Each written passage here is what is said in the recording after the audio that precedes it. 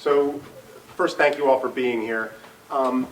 In my role as superintendent in the Guilford schools, I find that I am often in the position to talk about what we do here. So whether it's here in town every year where we're trying to explain the importance of supporting our local school budget, or over the last year, whether it's been in Hartford, talking about why it's important to support public education throughout the state of Connecticut. Really recently, I've had the opportunity to do work with educators in Jordan.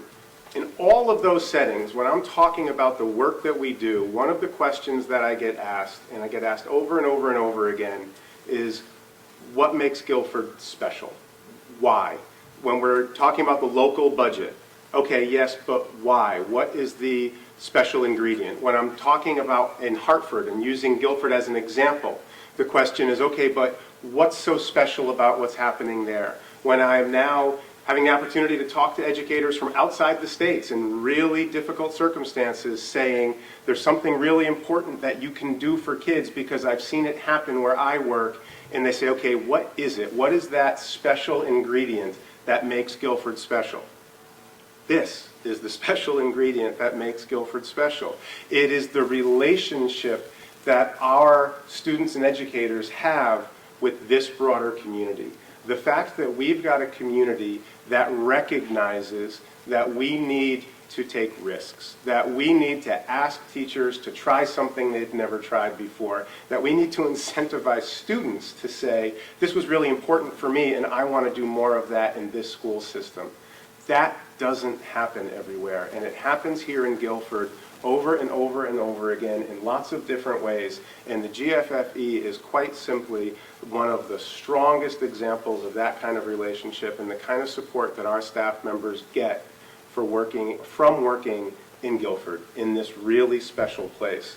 So I want to first say thank you to all of the recipients. Thank you for having creative ideas. Thank you for putting in the work of writing the grants. Thank you for pushing our thinking. Thank you for taking a risk and doing something that isn't already down on that job description. You make all of us better every time you do that.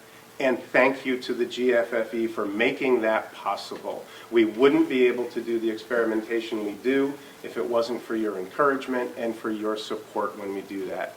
And finally, thank you for letting me have a little special part in that. We did, for the very first time this year, we supported the Superintendent's Challenge, where I got to put out an extra challenge and I got to be part of selecting one of the grants that got funded, and congratulations. Thank you. What I'd like to do tonight is put out the second Superintendent's Challenge. That was a great success.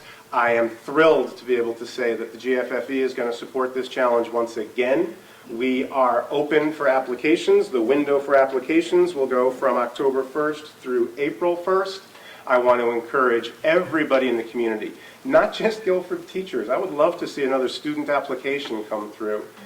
The winning grant will not only be funded, or the winning application will not only be funded by the GFFE, but we'll draw an additional $1,000 grant to support educational innovation on a project in the winner's school. So I assume if it's a student, it'll go to the student's school as well.